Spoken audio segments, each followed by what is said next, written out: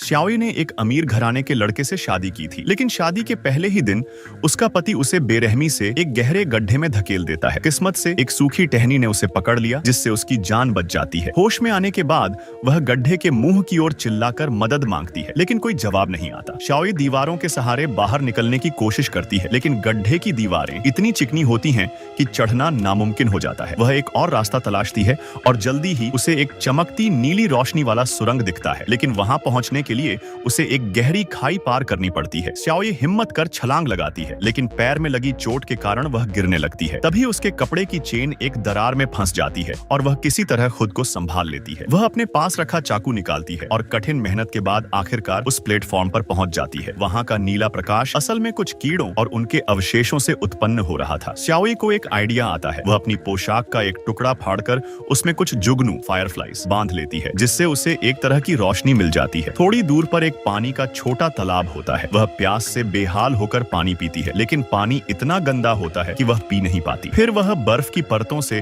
टपकती साफ पानी की बूंदों से अपनी प्यास बुझाती है। उसी वक्त बर्फ की एक नोक पिघलती है और अचानक एक लाल रोशनी के साथ एक भयानक प्राणी गड्ढे में गिरता है। श्याओई तुरंत एक छोटे से कोने में छिप जाती है और सांस रोके बैठी रहती है। वह देखती है कि दीवारों पर कुछ निशान बने हैं और वहां बहुत सी लड़कियों के कपड़े पड़े हैं। तब उसे एहसास होता है कि यह सब लड़कियां उसकी ही तरह थीं, जिन्हें अमीर परिवार के बेटे शादी के नाम पर धोखा देकर इस राक्षस को बलि के तौर पर चढ़ा देते थे। एक सुरक्षित स्थान मिलने के बाद श्याओई थोड़ी देर के लिए सो जाती है, लेकिन अचानक उसकी नींद खुलती है। उसकी टांग पर जुगनू चिपके होते हैं। वह घबरा जाती है, लेकिन फिर यह देखकर चौंक जाती है कि उसकी घाव चमत्कारिक रूप से ठीक हो गया है। वह एक और घाव पर जुगनू लगाकर देखती है और यह देखकर उसे उम्मीद की किरण मिलती है। उसके पास मिली दीवार पर बनी एक नक्शे से उसे पता चलता है कि इस रास्ते पर चलकर वह एक और रास्ते से बाहर निकल सकती है। इसका मतलब है कि कोई एक लड़की पहले यहाँ से निकलने में सफल रही थी। श्याओई दीवार पर अपना नाम खुदती है और रोशनी के लिए जुगनू लेकर आगे बढ़ती है। कुछ ही देर में वह एक ऐसी जगह पहुँचती है जहाँ सूरज की रोशनी आ रही होती है। चारों ओर क्रिस्टल चमक रहे होते हैं। नीचे पड़ी एक ताज को वह उठाती है और अपनी लंबी ड्रेस को फाड़कर अपने हाथ पैरों में बांधती है और ऊपर चढ़ने लगती है। तभी नीचे से एक साया निकलता है और डरावनी आवाज में चिल्लाता है। श्याओई डर के मारे संतुलन खो बैठती है और गिरने लगती है, लेकिन सौभाग्य से ताज एक चट्टान में फंस जाता है और वह बच जाती है। वह पूरी ताकत से ऊपर चढ़ती है, लेकिन जब वह बाहर निकलती है तब देखती है कि यह एक ऊंची खड़ी चट्टान है, जहां से नीचे जाने का कोई रास्ता नहीं है। वह निराश होकर रोने लगती है। तभी दूर से घोड़े की टापों की आवाज आती है। वह जोर जोर से हाथ हिलाकर मदद मांगती है। उसी वक्त वह राक्षस फिर से उड़ता हुआ उसके सामने आता है। श्याओई डर के मारे एक कोने में छिप जाती है, जहाँ उसे एक कंकाल दिखता है। तभी उसे समझ आता है, जो लड़की पहले यहाँ से निकलने की कोशिश कर रही थी वह भी बच नहीं पाई थी। राक्षस मुंह खोलकर आग उगलने ही वाला होता है। तभी बाहर से किसी की आवाज आती है, श्याओई के पिता की। राक्षस को अपनी शिकार में रुकावट पसंद नहीं होती और वह उस आवाज की ओर उड़ जाता है। श्याओई अपने पिता को चेतावनी देने के लिए बाहर भागती है, लेकिन गलती से वह राक्षस की मां की मांद में जा पहुंचती है। वहां उसे एक और ताज और 3 मृत बेबी ड्रैगन की लाशें दिखाई देती हैं। अब उसे सारा सच समझ में आता है। पुरानी कहानी का रहस्य खुलता है। बहुत साल पहले उस राक्षसी ड्रैगन ने 3 बच्चे दिए थे, लेकिन राजा ने आदेश दिया था कि उन तीनों बच्चों को मार दिया जाए। जैसे ही बच्चे मरे, माँ ड्रैगन आई और सब कुछ जलाकर राख कर दिया। राजा डर गया और माफी मांगने लगा, लेकिन ड्रैगन ने कहा, एक राजा को मारना मेरे बच्चों का बदला नहीं होगा। तुम भी 3 बेटियां मुझे दो। तभी से हर राजा को 3 युवतियों की बलि देनी पड़ती थी, लेकिन राजा अपनी बेटियां नहीं देते थे। इसलिए उन्होंने गरीब लड़कियों को शादी का झूठा सपना दिखाकर इस गुफा में भेजना शुरू कर दिया। श्याओई उन्हीं में से एक थी। वो भी उन्हीं में से एक पीड़ित थी। इस वक्त उसके पिता और कुछ गाइड्स ने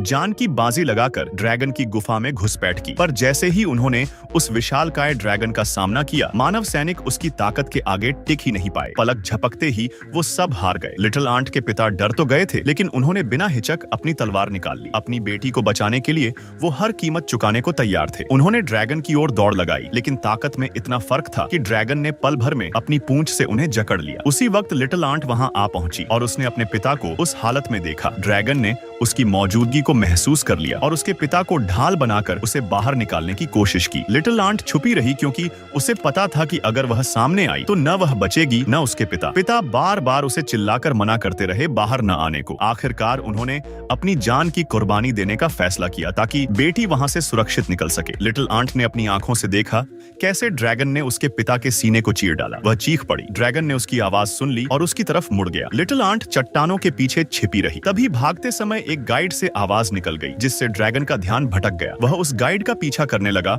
और गुफा से बाहर निकल गया। लिटिल आंट ने मौके का फायदा उठाया और अपने पिता के पास पहुंची। पिता ने मरते वक्त उसे रस्सी दी और कहा कि उसकी सौतेली माँ और बहन बाहर इंतजार कर रहे हैं। ड्रैगन अभी गाइड का पीछा कर रहा था, इसलिए लिटिल आंट ने रस्सी से चढ़ाई शुरू की। ड्रैगन को जल्द ही पता चल गया कि असली निशाना हाथ से निकल रहा है। उसने गाइड को मार डाला और वापस गुफा की ओर भागा। लिटिल आंट तेजी से ऊपर चढ़ती रही और अंत में चट्टान के ऊपर पहुंच गई। उसने बिना समय गंवाए घोड़े पर चढ़कर समंदर की ओर दौड़ लगा दी। ड्रैगन गुफा से निकलकर उसके पीछे पड़ा, लेकिन लिटिल आंट जानती थी कि उसका घोड़ा उस रफ्तार का मुकाबला नहीं कर सकता, तो वह नीचे उतरकर एक बड़ी चट्टान के पीछे छिप गई। ड्रैगन ने घोड़े को दौड़ते देखा और धोखा खा गया। जब तक उसे पता चला, वह क्रोध में पागल हो चुका था। उसने आग उगलनी शुरू कर दी और पूरा जंगल जलाकर राख कर दिया। महल की क्वीन ने यह मंजर देखा और तुरंत समझ गई कि ये सब लिटिल आंट की वजह से हुआ है। ड्रैगन को शांत करने के लिए उसने सैनिकों को भेजा और लिटिल आंट की बहन को पकड़वा लिया। उसे चट्टान से नीचे फेंककर ड्रैगन को बलि चढ़ा दी। जब लिटिल आंट अपनी सौतेली माँ से मिली तो उसे पता चला कि क्वीन ने उसकी बहन को ले लिया है। उसे बचाने के लिए लिटिल आंट ने फिर से ड्रैगन की गुफा की राह ली। इस बार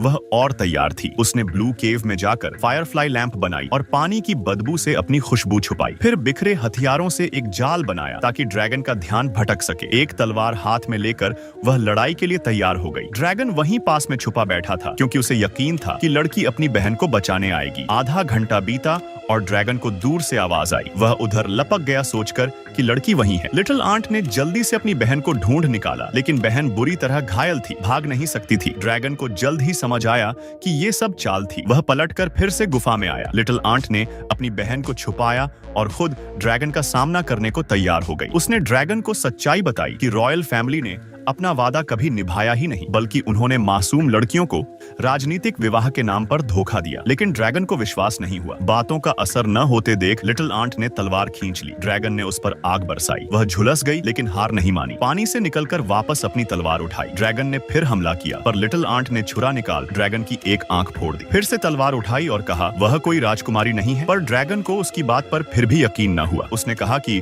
वह उसके खून में रॉयल ब्लड की महक पाता है। लिटिल आंट ने समझाया कि प्रिंस हर लड़की से शादी करते वक्त उनके हाथों पर चीरा लगाता है, ताकि उसका खून उन लड़कियों में समा जाए। रॉयल फैमिली ने इस झूठ से ड्रैगन को सदियों तक धोखा दिया। लिटिल आंट ने तलवार उठाई और ड्रैगन पर वार किया, मगर जान से नहीं मारा, क्योंकि उसने समझा कि वो दोनों ही असल में पीड़ित हैं। अब वक्त था साथ मिलकर वास्तविक दुश्मन से लड़ने का। रॉयल फैमिली से वह ड्रैगन को फायरफ्लाई से ठीक करती है और अकेली महल लौट आती है। महल में प्रिंस अब भी मासूम लड़कियों से झूठ बोलकर शादी की रस्में निभा रहा था। लिटिल आंट ने सबको बस एक आखिरी मौका दिया बच निकलने का, पर क्वीन को अपने सैनिकों की ताकत पर घमंड था। तभी महल की दीवारों पर वो डरावनी छाया उभरी। ड्रैगन लौट आया था। उसने पूरे महल को अग्नि में भस्म कर डाला। अंत में लिटिल आंट अपने गांव लौटी एक विशालकाय ड्रैगन के साथ। अब वह अपने पिता की जगह संघर्ष और न्याय की रखवाली करेगी।